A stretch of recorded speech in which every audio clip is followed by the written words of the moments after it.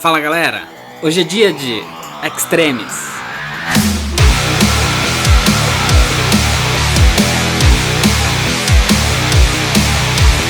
É uma história da Marvel escrita pelo Warren Ellis e desenhada pelo Ed Granov no ano de 2005. Resumindo, é um novo começo pro Homem de Ferro, que na época era considerado um personagem bem secundário da Marvel, mas que depois dessa história começou a ganhar mais espaço até se consagrar mesmo depois do lançamento dos filmes no universo cinematográfico da Marvel. É reapresentada a origem do personagem nessa história e mostrada uma evolução e um upgrade nas habilidades dele como super-herói usando a tecnologia Extremis. Mas antes de ir para a história mesmo, se inscreve no canal aqui embaixo e clica no sininho das notificações. Me segue nas redes sociais, tem o link aqui na descrição e já deixa seu like nesse vídeo. E agora sim, vamos para a história, senta aí. Senta que lá vem a história.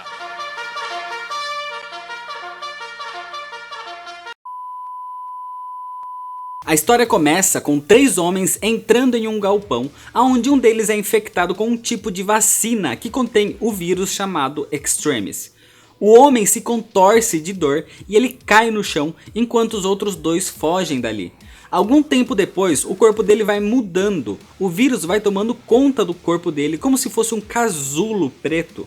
Até que 2 dias depois, quando eles voltam para ver o amigo, ele tá lá, vivo, mas com o corpo completamente alterado.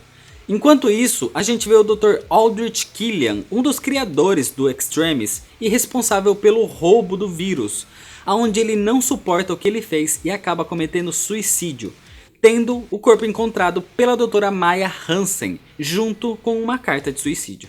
Nas indústrias Stark, a gente vê o Tony Stark acordando no porão onde ele trabalha na armadura de Homem de Ferro.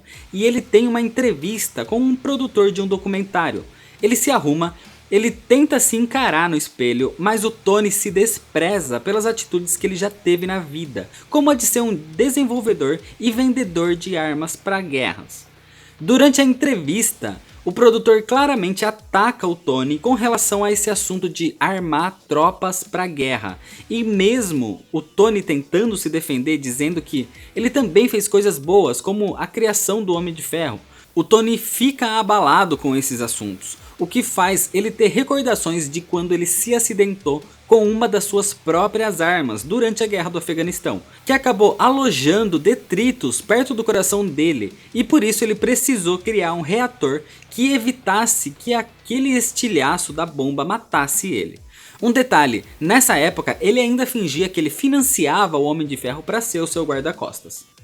Logo depois da entrevista, o Tony recebe a ligação da Dra. Maya Hansen, que inclusive era amiga de longa data dele e provavelmente tiveram algum caso por aí também. Ela pede a ajuda dele para resolver um problema, o roubo do vírus Extremis por terroristas. O Tony viaja até Austin para encontrar a Dra. Maya e eles vão procurar conselho de outro velho amigo que acaba falando das coisas que o Stark já fez, sobre como a tecnologia também é um vício e uma droga para quem abusa dela. De repente, eles veem um boletim na TV mostrando um ataque a um quartel do FBI. O terrorista tinha super força, super velocidade, tanto que um soco dele praticamente dissolveu a cabeça de um segurança. Ele conseguia até soltar fogo pela boca, coisa de ter superpoder mesmo. Então a Maya revela que quem roubou o Extremis usou e sobreviveu. E é aí que ela explica o que realmente é o vírus Extremis. Ele seria basicamente uma versão tecnológica do soro de super soldado, aquele lá que deu força pro Capitão América. Ele reconfigura o corpo da pessoa com tecnologia. Imagina que o cérebro tem um tipo de um mapa do seu corpo inteiro. Então quando você se corta ou se machuca, o cérebro ele manda informações para esse lugar para reconstruir ele, para cicatrizar e curar esse lugar. O Extremis ele muda esse mapa para que o cérebro pense que o corpo inteiro está sempre lesionado. Desse jeito, fazendo o corpo se regenerar o tempo todo. Quando o vírus entra no corpo de alguém, todas as suas células são reescritas para que todos os seus sentidos e habilidades sejam elevados. E esse vírus caindo nas mãos de terroristas poderia criar o caos. Por isso o Dr. Killian se suicidou, meio que como peso na consciência por ter vendido Extremis no mercado negro. O vírus nunca tinha sido testado em um ser humano, a não ser agora pelo terrorista Malen. Depois disso, o Tony ele pede para que seja enviado para ele a sua armadura de Homem de Ferro.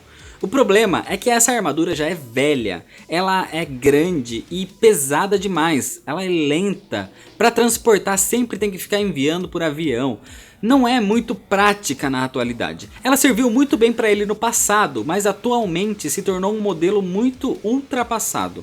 Mesmo assim ele vai atrás do Malen, o cara que foi infectado com o Extremis. Eles se encontram e começa uma batalha. As habilidades e a força do Malen foram tão ampliadas que ele até supera o Homem de Ferro. Ele aguenta os disparos direto no peito, solta fogo pela boca, pelas mãos e espanca o Homem de Ferro. Quando o exército aparece, o Malen foge, deixando o Tony ali quase morto, e levam ele para a Doutora Maia para ser recuperado. Nessa hora, no laboratório, só o Homem de Ferro ali e a Maia, ele acaba se revelando como sendo o Tony Stark. A Maia então começa a tratar ele o mais rápido possível, mas a surra foi tão forte que é muito provavelmente que o Tony acabe morrendo se eles não fizerem alguma coisa muito drástica. É então que o Tony Stark dá a ideia de usar também o vírus Extremis nele mesmo, para que ele seja curado dos ferimentos e consiga enfrentar o Malen de novo. A Maia fica relutante com isso, pelos efeitos colaterais que ele pode causar, mas ela acaba aceitando, já que ele não tem outra chance de sobreviver. Se essa oportunidade não der certo, ele vai morrer de qualquer forma. Eles chegam na câmara do Extremis e a Maia dá o cartão de acesso que era do Killian para o Tony abrir a porta, já que precisa de 2 pessoas para abrir o local. O Tony entra, mas nessa hora a Maia precisa sair dali e deixa ele sozinho um pouco. Nesse meio tempo, o Tony aproveita para mexer diretamente na programação do Extremis. Ele mesmo altera o vírus e quando a Maia volta e injeta nele, ele começa a ter as reações da infecção. Ele vomita, ele sangra, ele tem convulsões e acaba sendo tão afetado que parece até que ele tenha morrido. Durante esse tempo, o corpo dele se fecha num tipo de casulo biotecnológico, enquanto ele começa a relembrar da primeira vez que ele quase morreu, quando ele precisou criar a primeira armadura de Homem de Ferro. Ele tinha ficado preso por terroristas logo depois da explosão da bomba que deixou um estilhaço perto do coração dele. Os terroristas mantinham ele ali para que ele desenvolvesse armas de guerra, junto com outro refém, um famoso doutor, que foi quem tratou do Tony para que ele não morresse. Mas o problema é que ele não conseguiu tirar aquele último estilhaço de perto do coração, e isso vai matar ele a qualquer momento.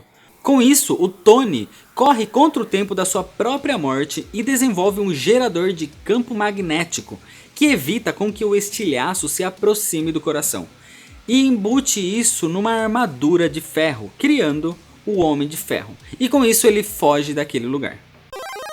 Voltando a história ao presente, depois de quase 24 horas se recuperando dentro daquele casulo, o Tony volta ao normal sem nenhum arranhão e revela que ele fez as alterações para que agora ele carregue dentro dos seus próprios ossos a camada interna da armadura do Homem de Ferro, dando a ele uma conexão neural direta com a armadura.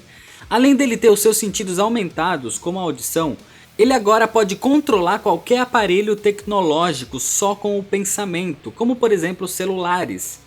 Com essa nova conexão, ele pode usar a sua armadura muito mais livre e facilmente, sentindo ela até mais leve, dando literalmente superpoderes para o Tony Stark. Com isso, o Homem de Ferro curado e com sua nova armadura, ele vai atrás do Malen de novo. Mas dessa vez ele está bem mais preparado e tem um combate muito pesado que no final o Homem de Ferro acaba atravessando um raio de energia no peito do Malen e explodindo a cabeça dele. Depois da batalha ele ainda diz que precisa fazer mais uma coisa. Lembra que para abrir a porta da câmera do Extremis precisava de 2 pessoas? Então isso indica que o Killian não teria roubado o vírus sozinho. e a única outra pessoa que tinha acesso era a Maya. Então o Homem de Ferro volta, confronta ela e leva ela presa. Ela assume a culpa e diz que fez isso porque precisava de uma demonstração dos poderes do Extremis e de como seria o vírus agindo em um ser humano, já que o governo tinha cortado o financiamento do experimento. Antes de ir presa, ela diz que esse plano teria dado certo se ela não tivesse se importado com o homem dentro da armadura.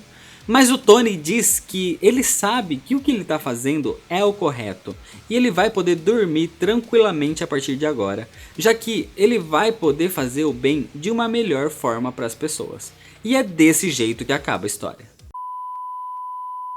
Na minha opinião, das poucas histórias solo realmente boas do Homem de Ferro, essa daqui pra mim é a melhor de todas. É uma história fechada com começo, meio e fim, que qualquer pessoa que nunca leu nenhum quadrinho do Homem de Ferro poderia ler e vai entender tranquilamente. Tem muita ação, poucas falas, é algo muito simples de ser lido. É uma história que reapresenta a origem do Homem de Ferro e pega bastante no ponto emocional de como o Tony Stark se sente com relação ao que ele fez durante toda a vida, com relação à criação de armas. Ele se odeia pelo que ele já fez. Antes da entrevista que ele participa, ele nem consegue se olhar no espelho, para você entender como isso impacta nele. Extremis redefiniu o Homem de Ferro como um super-herói e transformou ele realmente no que o título sugeria, no Invencível Homem de Ferro. A arte é maravilhosa e extremamente bonita e realista. Eu só diria que eu acho um pouco vazio, porque a arte foca no primeiro plano e todo o fundo parece meio sem vida, mas mesmo assim não tem como não achar linda essas imagens. O roteiro é muito bem feito e com uma arte dessas só poderia ter resultado numa ótima história em quadrinhos. E essa HQ foi o que inspirou o filme Homem de Ferro 3. Com esse lance de controle de armaduras e tudo mais, foi tudo retirado daqui. Vou deixar o link dessa história aqui na descrição desse vídeo para quem quiser ler essa HQ em formato digital. E vai ter também o link para a loja Pano de Vela. Dá uma passada lá para ver produtos exclusivos e agora com cupom de desconto de 5% do Nerd All Stars. Tudo aqui na descrição. E vai ter o link do site e o endereço para a loja Attack Comic Shop, onde você pode encontrar quadrinhos e mangás novos ou velhos. Coisa que você não acha fácil por aí, você pode encontrar por lá, além de bonecos e um monte de outros produtos. Dá uma passada por lá e fala que você viu aqui no canal.